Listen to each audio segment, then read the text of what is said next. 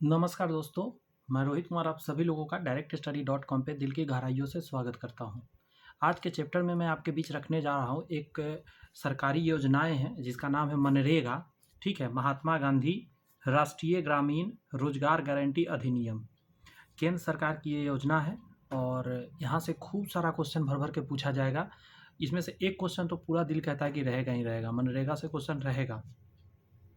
तो मैं इसी को अभी आपके बीच रखूँगा। थ्योरी है और लास्ट में ऑब्जेक्टिव भी हम कराएंगे, इसलिए दोनों चीज़ आपका इसमें कवर हो जाएगा।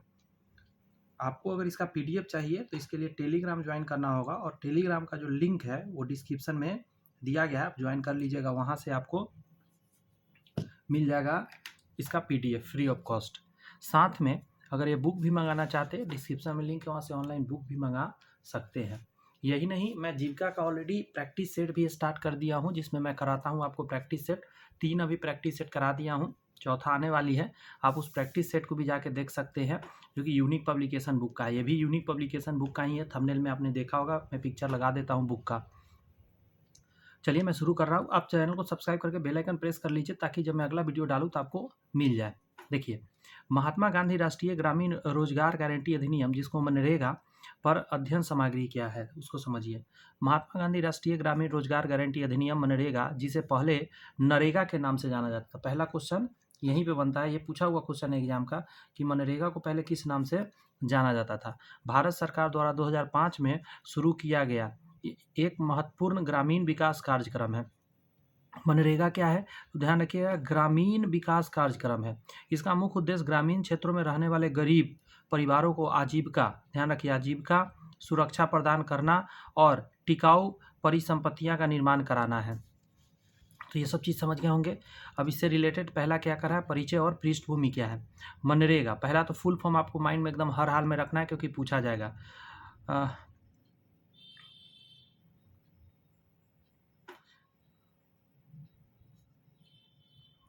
MGNREGA and Mahatma Gandhi national rural employment guarantee act एक भारत सरकार द्वारा प्रायोजित रोजगार गारंटी योजना है। इसे 2005 में राष्ट्रीय ग्रामीण रोजगार गारंटी अधिनियम नरेगा, राष्ट्रीय ग्रामीण रोजगार गारंटी अधिनियम नरेगा के रूप में पारित किया गया था। 2 अक्टूबर 2009 को इसका नाम बदलकर, ये भी याद रखिएगा किस डेट को बदला गया था, बदलकर महात्मा गांधी राष्ट्रीय ग्रामीण रोजगार गारंटी अधिनियम मनरेगा कर दिया गया। यह ग्रामीण विकास मंत्रालय द्वारा कार्यान्वित होती है। पूछा जाता है यह किसके द्वारा, ग्रामीण विकास मंत्रालय द्वारा ये चलाई जाती है। इतना याद रखिएगा। आगे आइए, मनरेगा की बात कर रहे हैं। ऐतिहासिक पृष्ठभूमि क्या है तो भारत में ग्रामीण परिवार और बेरोजगारी हमेशा एक बड़ी चुनौती रही है और अभी भी है। विभिन्न सरकारों द्वारा समय समय पर रोजगार सृजन के लिए कई कार्यक्रम चलाए गए, लेकिन उसका सफलता सीमित रही।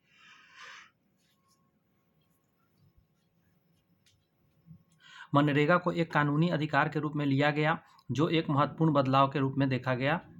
इसका दृष्टिकोण की यदि हम बात करें तो कह रहा है इसका उद्देश्य जो है ग्रामीण भारत में सबसे वंचित लोगों के लिए रोजगार के अवसर उपलब्ध कराकर सामाजिक सुरक्षा प्रदान करना है। टिकाऊ परिसंपत्तियां के सृजन, जल सुरक्षा, मृदा संरक्षण, उच्च भूमि उत्पादकता के माध्यम से गरीबी की आजीविका सुरक्षित सुनिश्चित करना। अगला है पंचायती राज संस्थाओं को सुदृढ़ करके जमीनी स्तर पर लोकतंत्र को मजबूत करना। आपको पता होना चाहिए पंचायती राज व्यवस्था जितना स्ट्रांग होगा उतना ही अच्छा वो लोकतंत्र उस जगह का होगा, उस देश का होगा। आगे करा है शासन में बेहतर पारदर्शिता और जवाबदेही भी लाना। यहाँ पे है कानूनी रोजगार की गारंटी। प्रत्येक ग्रामीण परिवार, गौर से सुनिएगा, यहाँ पे प्रत्येक ग्रामीण परिवार के वयस्क सदस्य को जो अकुशल, ध्यान रखिएगा, अकुशल शारीरिक श्रम करना चाहता है, एक वित्तीय वर्ष मतलब 1 साल के अंदर कम से कम 100 दिनों के रोजगार की कानूनी गारंटी प्रदान करता है। यह रोजगार मांग आधारित है, यानी जब श्रमिक काम की मांग करते हैं तो उन्हें उपलब्ध कराया जाता है। और क्या है यहाँ देखिए, आजीविका सुरक्षा में वृद्धि, ग्रामीण गरीबी को आर्थिक सुरक्षा प्रदान करना, विशेष रूप से कृषि कार्यों में कमी या बेरोजगारी के समय ग्रामीण क्षेत्रों से शहरी क्षेत्रों की ओर श्रमिकों को पलायन को कम करना, कि गांव से शहर जो लोग चले जाते हैं कमाने घर परिवार छोड़ के, वो रोकना। टिकाऊ परिसंपत्तियों का निर्माण, अभी पहले भी देखा वही चीज़ यहाँ पे, जैसे जल संरक्षण हो गए, संरचनाएं हो गए, ग्रामीण सड़कें हो गए, नहरें हो गए, तालाब, वृक्षारोपण आदि को शामिल इसमें किया गया है। ये सारे परिसंपत्तियां जो है टिकाऊ स्तर पर बनाई जाती है, लंबे समय चलने वाली। पंचायती राज संस्थाओं का सशक्तिकरण करना, कर आय योजना के कार्यान्वयन में ग्रामीण पंचायतों को महत्वपूर्ण भूमिका देना, जिससे स्थानीय स्तर पर नियोजन और निर्णय लेने की क्षमता बढ़ जाए। पारदर्शिता और जवाबदेही, योजना के कार्यान्वयन में पारदर्शिता और जवाबदेही सुनिश्चित करना। सामाजिक अंकेक्षण मतलब सोशल ऑडिट के प्रावधानों के माध्यम से भ्रष्टाचार को कम करना। अगला है कमजोर वर्गों का सशक्तिकरण, महिला हो गया, अनुसूचित जाति हो गया, शेड्यूल कास्ट, अनुसूचित जनजाति हो गया, शेड्यूल ट्राइब और अन्य कमजोर वर्गों के लिए विशेष प्रावधान है। कम से कम 1/3 लाभार्थी, ध्यान रखिएगा 1/3 लाभार्थी महिला हो, यह सुनिश्चित करना है। इसमें बहुत इंपॉर्टेंट लाइन है, पूछा जाएगा आपसे कि कितना % महिलाओं को डाला गया है, तो 33.3333%, या आप कह सकते 1/3 जो है महिला होनी चाहिए। अगला है मुख्य विशेषताएं क्या है, मांग आधारित कानूनी गारंटी है। यह एक मांग आधारित योजना है। यदि कोई ग्रामीण परिवार का वयस्क सदस्य काम मांगता है तो उसे 15 दिन के भीतर काम उपलब्ध कराना अनिवार्य है। यदि 15 दिन के भीतर काम उपलब्ध नहीं कराया जाए तो आवेदक बेरोजगारी भत्ते का हकदार होगा। 15 दिन में आपने हमको काम नहीं दिया था, 16वां दिन से उसको क्या मिलने लगेगा पता है, उसको पैसा मिलने लगेगा उस दिन का, काम करे या ना करे। जॉब कार्ड समझिएगा, कार्य के इच्छुक प्रत्येक परिवार को एक फोटो युक्त जॉब कार्ड निःशुल्क जारी किया जाता है। यह जॉब कार्ड परिवार की पात्रता का प्रमाण होता है। इसमें किए गए कार्य और मजदूरी का विवरण दर्ज होता है इसमें। अगला है पारिवारिक इकाई, यह योजना परिवार को एक इकाई मानती है। परिवार के वयस्क सदस्य काम के लिए आवेदन कर सकते हैं। मजदूरी दर केंद्र सरकार द्वारा अधिसूचित की जाती है और यह राज्यवार मतलब अलग अलग राज्य का भिन्न हो सकती है, ऐसा नहीं कि पूरे देश में एक ही रहेगा। जो बड़े शहर में है उसको ज़्यादा दिया जाएगा पैसा, छोटे शहर में उसको थोड़ा कम रहेगा, गाँवों में अलग अलग रहता है। मजदूरी का भुगतान सीधे श्रमिकों के बैंक खाता, ठीक है, या पोस्ट ऑफिस खातों में किया जाता है, जिससे पारदर्शिता बनी रहती है। यहाँ से भी क्वेश्चन उठाएगा। श्रमिकों के आधार, हम बात कर रहे हैं मनरेगा का, भूल मत जाइएगा। मनरेगा में हम बार बार बोलेंगे अब से, ठीक है, मनरेगा, ताकि आपको समझ में आए मनरेगा पढ़ रहे हैं, नहीं तो पता चले कुछ और माइंड में न चले। मनरेगा कार्यस्थल पर क्रेच यदि 5 या अधिक बच्चे हो, पेयजल और प्राथमिक चिकित्सा जैसी सुविधा उपलब्ध कराना अनिवार्य होगा। समझे? आगे कराए, यदि मनरेगा में रोजगार 5 किलोमीटर के दायरे से बाहर दिया जाता है तो श्रमिकों को 10% अतिरिक्त मजदूरी पाने का अधिकार है। समझ रहे होंगे, 5 किलोमीटर से अधिक दूरी हो गया तो 10% उसको अतिरिक्त मजदूरी मिलेगा। मनरेगा में समय पर मजदूर भुगतान न होने पर मुआवजे का प्रावधान है। अगर समय से भुगतान न होगा तो उसको मुआवजा दिया जाएगा, एक्स्ट्रा पैसा जो भी बनेगा उसको दिया जाएगा। महिलाओं की भागीदारी मनरेगा में, इस योजना के तहत कम से कम 1/3 लाभार्थी महिलाएं होगी। यह प्रावधान ग्रामीण महिलाओं के सशक्तिकरण में महत्वपूर्ण भूमिका निभाएगी। मनरेगा में विकेंद्रीकरण, ग्राम पंचायतों को कार्य की पहचान करना, योजना बनाना और लोगों लागू करने का महत्वपूर्ण भूमिका दी जाती है। मनरेगा में कम से कम 50% कार्य ग्रामीण, देख रहे हैं, ग्राम पंचायतों द्वारा निष्पादित किए जाने चाहिए। मनरेगा का ज़्यादातर कार्य कौन करेगा, तो ग्राम पंचायत करवाएगा। का कार्यान्वयन प्रक्रिया देखिएगा, पंजीकरण और जॉब कार्ड जारी करना। ग्रामीण परिवार का कोई भी वयस्क सदस्य काम के लिए ग्राम पंचायत में आवेदन कर सकता है। कहाँ पे कर सकता है, ग्राम पंचायत में आवेदन कर सकता है। ये सब याद रखना होगा, कहाँ करना है आवेदन। आवेदन प्राप्त होने के बाद ग्राम पंचायत जांच करती है और पात्र परिवारों को फोटो युक्त जॉब कार्ड जारी करती है। मनरेगा पढ़ रहे, ध्यान रखिएगा। कार्य की मांग और आवंटन, मनरेगा के अंदर कैसे होता है कार्य की मांग और आवंटन, उसको समझ लीजिए। जॉब कार्ड धारक लिखित या मौखिक रूप से ग्राम पंचायत से काम की मांग कर सकता है। ग्राम पंचायत को आवेदन प्राप्त होने के 15 दिन के भीतर काम उपलब्ध कराना होगा। एक बार के आवेदन में न्यूनतम 15 दिनों का रोजगार दिया जाएगा। आपने एक बार आवेदन कर दिया तो आपको 15 दिन के लिए कम से कम काम मिलेगा ही मिलेगा। नहीं मिलता है तो फिर आपका मुआवजा, एक्स्ट्रा जो पैसा है आपको दिया जाएगा। क्लियर है ना? बातें समझ में आ रही है ना? कार्य मनरेगा के अंतर्गत कार्य का चयन और नियोजन कह रहा है। ग्राम सभाएं स्थानीय जरूरतों और संसाधनों का आधार पर कार्य की पहचान करती है और उन्हें प्राथमिकता देती है कि ज़्यादा जरूरत क्या है। ग्राम पंचायतें कार्य की योजना बनाती हैं, ठीक है, और परियोजनाओं की सूची सेल्फ ऑफ प्रोजेक्ट्स तैयार करती है। योजना में कम से कम एक श्रम केंद्रित कार्य और एक ऐसा कार्य शामिल होना चाहिए जो अति निर्बल समूहों को भी विशिष्ट हो।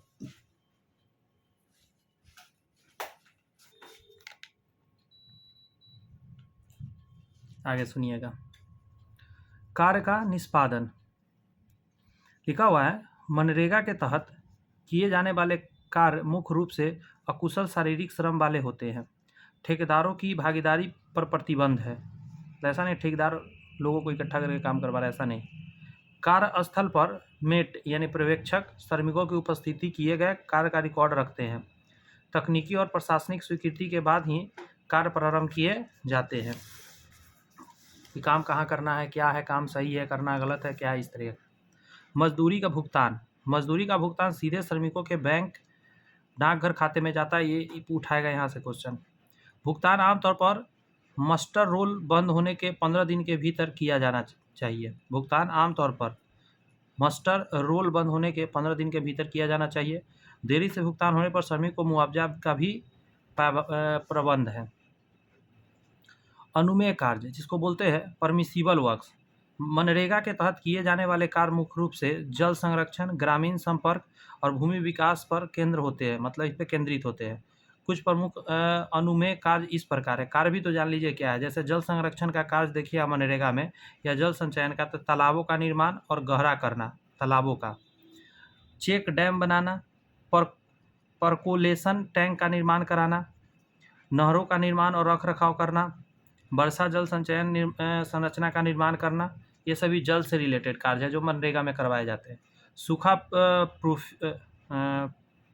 प्रूफिंग, वृक्षारोपण और वन सहित, देखिए वृक्षारोपण और वानिकी गतिविधि करवाना, कृषि वानिकी को बढ़ावा देना, सिंचाई के लिए अवसंरचना, जैसे मनरेगा में आप काम मिलता है लघु सिंचाई नहरों का निर्माण कराना, मनरेगा के अंतर्गत कच्चे कुओं का निर्माण कराना, खेतों में सिंचाई के लिए संरचना का निर्माण कराना, और ये सभी में मजदूर वर्ग काम करेंगे मनरेगा वाले लोग, जॉब कार्डधारी। भूमि विकास का काम, बंजर भूमि का विकास,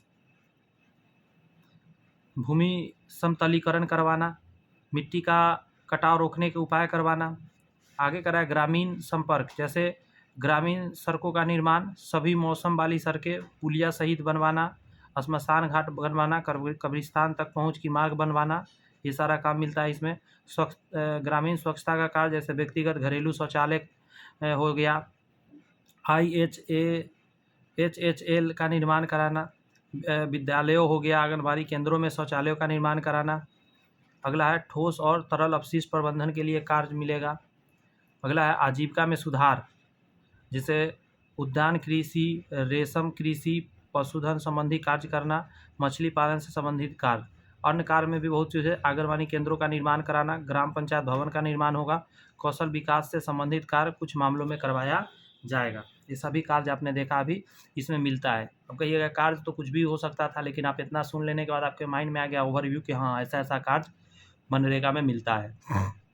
अगला वित्त पोषण और बजटीय प्रबंधन, फंडिंग पैटर्न कैसे है, कैसे यहाँ पैसा आएगा। तो कह रहा है केंद्र सरकार, गौर से एकदम सुनिएगा, यहाँ बहुत इंपॉर्टेंट बात है। केंद्र सरकार अकुशल श्रम लागत का 100% और सामग्री लागत का 75% वहन करती है। सामग्री जो लगेगा उसका 75% पैसा अभी केंद्र सरकार देगा, और अकुशल जो श्रम है उसका पैसा जो होगा वो सारा 100% केंद्र सरकार की तरफ से ही आएगा मनरेगा वाला। राज्य सरकारें समग्र लागत का 25%, बेरोजगार भत्ते का भुगतान और राज्य रोजगार गारंटी परिषद के प्रशासनिक खर्चों का वहन करेगी। यानी कि जो चीज़ बन रहा है उसमें जो सामान लग रहा है उसका 25% राज्य सरकार और 75% केंद्र सरकार देगा। और बेरोजगारी भत्ते का भुगतान और राज्य रोजगार गारंटी परिषद के प्रशासनिक खर्चों का वहन करेगी। मान के चलिए कोई व्यक्ति को काम नहीं मिल रहा है तो उसको उसका बेरोजगारी भत्ता मिलेगा। बजट आवंटन देखिए, मनरेगा के लिए केंद्र बजट में प्रतिवर्ष आवंटन किया जाता है। यह आवंटन ग्रामीण, गौर सुनिए, यह आवंटन यहाँ से ध्यान दीजिए, ग्रामीण रोजगार की मांग और योजना के पिछले प्रदर्शन पर आधारित होता है कि कितना पैसा हमको करना है। पिछली बार जितना हुआ था उससे बढ़ाकर किया जाना है या कम करना है, इस पर ध्यान रखा जाता है। यह ध्यान रखना महत्वपूर्ण है कि बजट आवंटन ग्रामीण रोजगार की वास्तविक मांग को पूरा करने के लिए पर्याप्त होना चाहिए। ऐसा नहीं कि लोग है ज़्यादा, पैसा देना है और पैसा ही वहाँ से कम पास किया जाए तो भी काम खराब हो जाएगा, ऐसा नहीं होना चाहिए। मजदूरी दर का निर्धारण, ये भी बहुत इंपॉर्टेंट है। देखिए, केंद्र सरकार कृषि श्रमिकों के लिए उपभोक्ता मूल्य सूचकांक CPIAL, फिर से सुन लें, केंद्र सरकार जो है कृषि श्रमिकों के लिए उपभोक्ता मूल्य सूचकांक में बदलाव के आधार पर हर वित्तीय वर्ष में मजदूरी दर में संशोधन कर देती है। यह दर प्रत्येक वित्तीय वर्ष के 1 अप्रैल, ध्यान रखिए 1 अप्रैल से लागू होता है। राज्य सरकार या केंद्र सरकार द्वारा अधिसूचित मजदूरी दर से अधिक मजदूरी प्रदान कर सकती है, लेकिन अतिरिक्त भार राज्य सरकार को वहन करना होगा। मजदूरी ऐसा नहीं है कि केंद्र सरकार ने जो लोड किया है आप उससे कम देंगे, कम नहीं दे सकते। आप ज़्यादा देना है आप दीजिए, लेकिन वो एक्स्ट्रा पैसा आपको देना होगा, राज्य सरकार देगा उसमें एक्स्ट्रा पैसा जो उसने बढ़ाया है। आगे कह रहा है विलम्ब से भुगतान पर मुआवजा कितना मिलेगा, ये इंपॉर्टेंट है। यदि मजदूरी का भुगतान मास्ट रोल बंद होने के 15 दिन के भीतर नहीं किया जाता है तो श्रमिक अवैतनिक मजदूरी पर प्रतिदिन 0.05% की दर से मुआवजे के हकदार भी होंगे। यह प्रावधान श्रमिकों के वित्तीय हितों की रक्षा के लिए है ताकि उसको पैसा दिया जाए, वरना नहीं दे रहा है जो उतना एक्स्ट्रा पैसा देगा। अगला है पारदर्शिता और जवाबदेही तंत्र। जॉब कार्ड का महत्व, जॉब कार्ड में किए गए कार्य जो होते हैं, उपस्थिति और मजदूरी के भुगतान का पूरा विवरण दर्ज होते हैं। जॉब कार्ड का जो होता है उसके अंदर यह पारदर्शिता सुनिश्चित करने का एक महत्वपूर्ण उपकरण है। अगला है सामाजिक अंकेक्षण, ठीक है, सोशल ऑडिट। मनरेगा के तहत सामाजिक अंकेक्षण एक अनिवार्य प्रावधान है। इसमें ग्राम सभा द्वारा आयोजन के कार्यान्वयन, व्यय और परिणामों की जांच की जाती है। ये इम्पोर्टेंट है, सोशल जो ऑडिट है।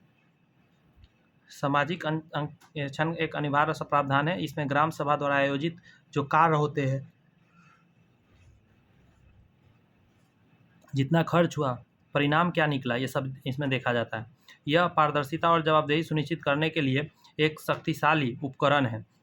यहाँ ध्यान रखिए, भ्रष्टाचार को रोकने में मदद करता है। सभी संबंधित दस्तावेजों और सूचनाएं सामाजिक अंकेक्षक के लिए जनता के लिए उपलब्ध होनी चाहिए ताकि जनता भी जान सके, कोई भी चीज़ छुपा नहीं होना चाहिए। एक और बात, स्टार लगा देता हूँ यहाँ पे, सूचना का अधिकार, राइट टू इंफॉर्मेशन। मनरेगा से संबंधित सभी दस्तावेज और सूचना का अधिकार अधिनियम 2005 के तहत आम जनता के लिए उपलब्ध है। MIS platform, management information system. MIS क्या है? प्लेटफॉर्म मैनेजमेंट इंफॉर्मेशन सिस्टम इसको बोलते हैं। मनरेगा को एक एकीकृत लेन देन आधारित MIS management information system platform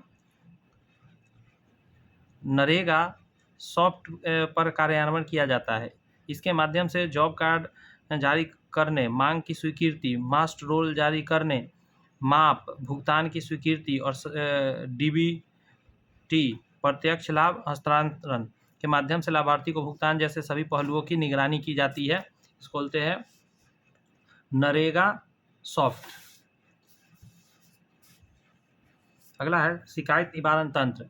योजना के क्रियान्वयन से संबंधित शिकायतों के लिए एक प्रभावी शिकायत निवारण तंत्र स्थापित किया गया है। इसमें ब्लॉक, जिला, राज्य स्तर पर शिकायत अधिकारियों का प्रबंधन है।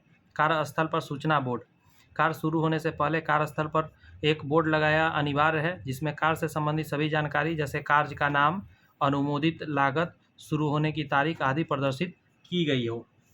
बहुत जगह आप देखते होंगे अपने गांव समाज में कि लिखा रहता है मनरेगा के तहत बना हुआ है, उस पर पीला रंग के बोर्ड पे ब्लैक रंग से लिखा रहता है या ब्लैक पे पीला से लिखा रहता है। मनरेगा के लाभ और प्रभाव, ग्रामीण आजीविका में सुधार, जैसे ग्रामीण पर गरीबी विशेषकर भूमिहीन मजदूरों को रोजगार और आय में स्थिरता मिलता है। मौसमी बेरोजगारी के समय वित्तीय सुरक्षा मिलता है। गरीबी उन्मूलन में सहायक है ये।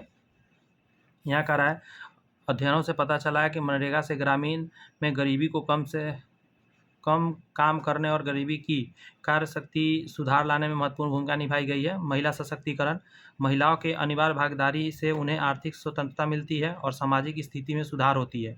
इन्हें कार्यबल में समान पहुंच मिलती है।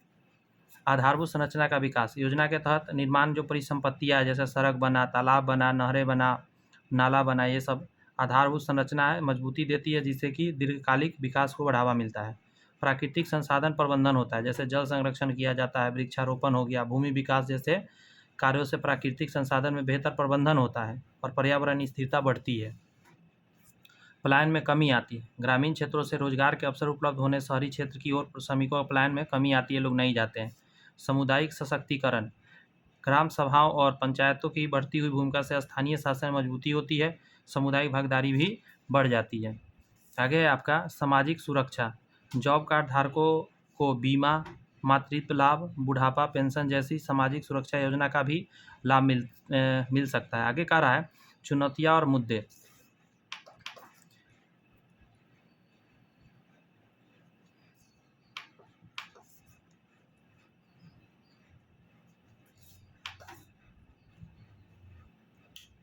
एक मिनट रुकिएगा, एसी फास्ट चल रहा है, सोचा स्लो कर देते हैं, बहुत आवाज़ कर रहा है।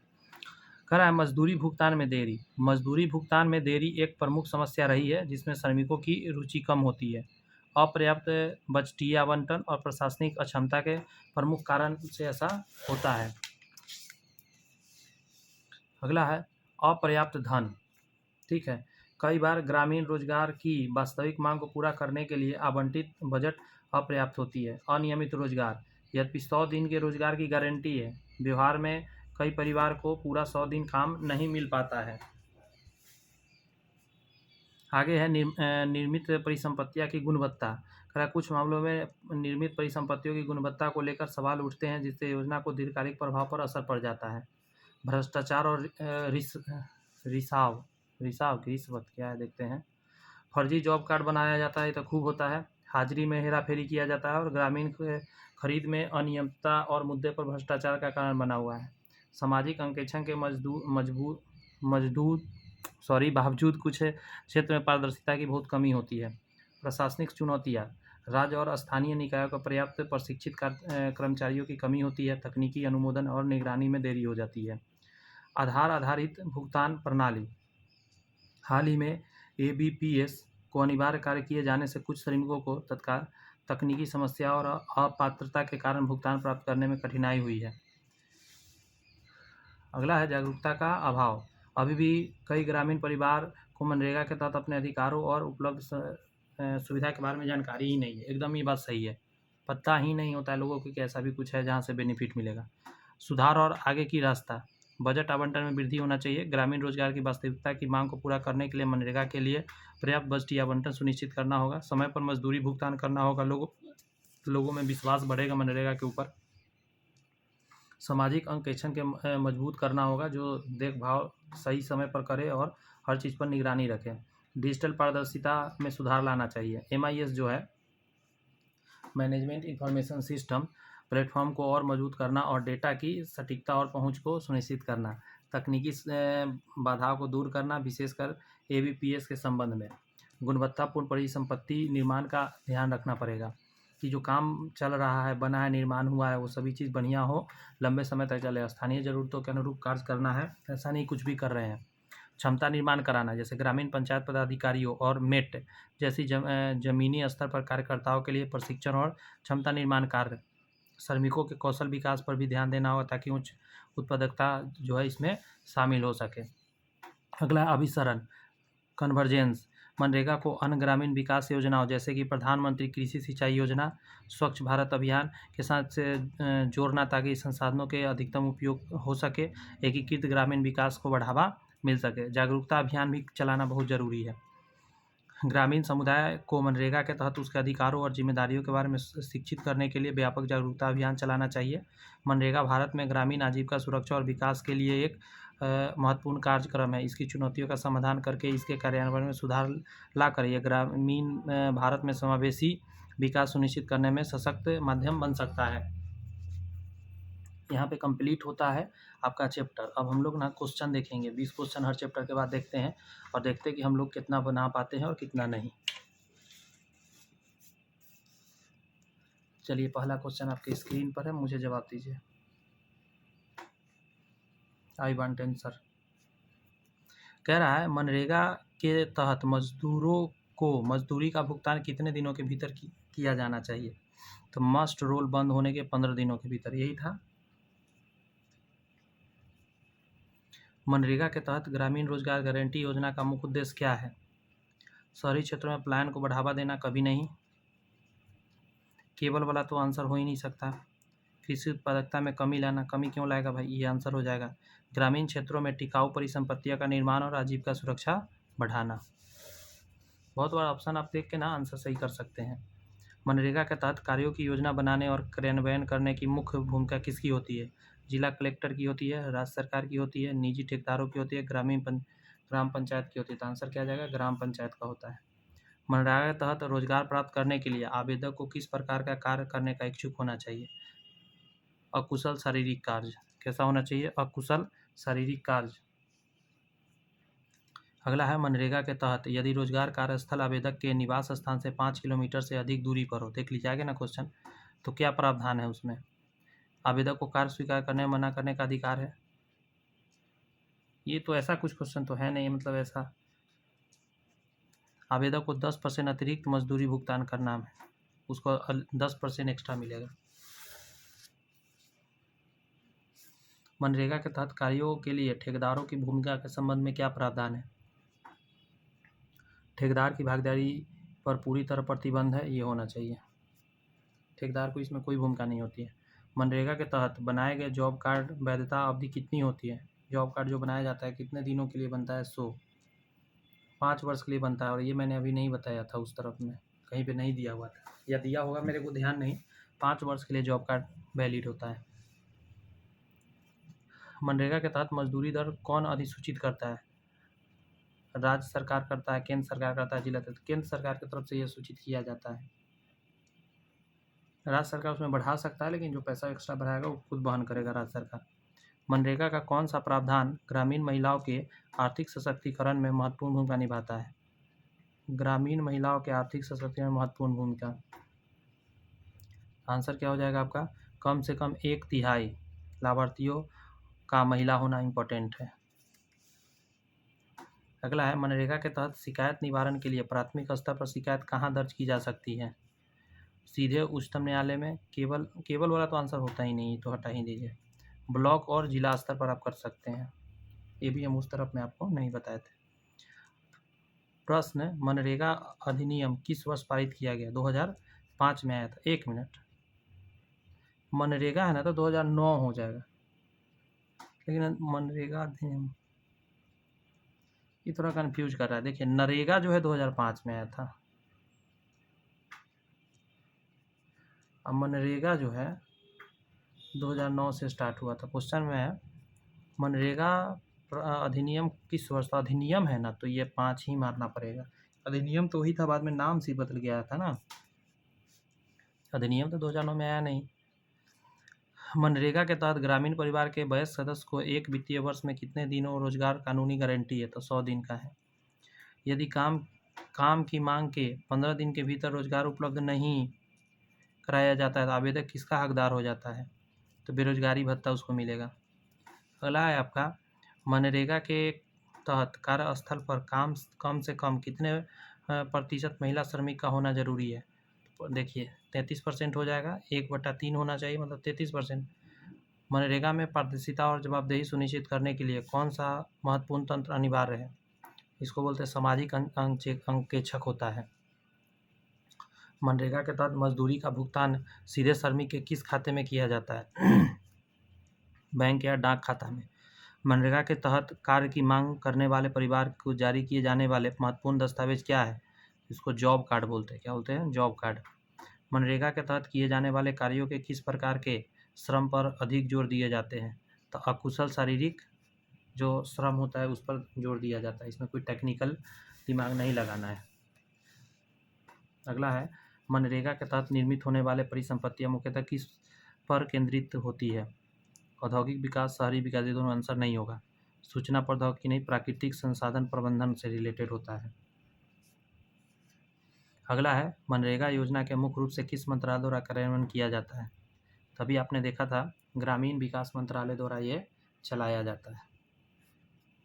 मुझे लगता है 20 का 20 क्वेश्चन बन सकता था, एक क्वेश्चन छोड़कर, मतलब 19 बन सकता था। इसका ना पीडीएफ मैं आपको दूंगा, प्रोवाइड करूंगा, जिसमें सोल्यूशन है। आप सोल्यूशन में कुछ और भी एक्स्ट्रा बातें हैं, पढ़ सकते हैं, ठीक है। हर चैप्टर के बाद 20 क्वेश्चन है। जो नेक्स्ट मेरा क्लास आने वाला है वो दीनदयाल अंत्योदय योजना, राष्ट्रीय ग्रामीण आजीविका मिशन, ठीक है। ये जो है इसका मैं अभी क्लास आपके बीच लेकर आ रहा हूँ। तो नेक्स्ट क्लास, चैनल सब्सक्राइब करके बेल आइकन प्रेस करके रखिए ताकि नेक्स्ट क्लास आपको आसानी से मिल सके।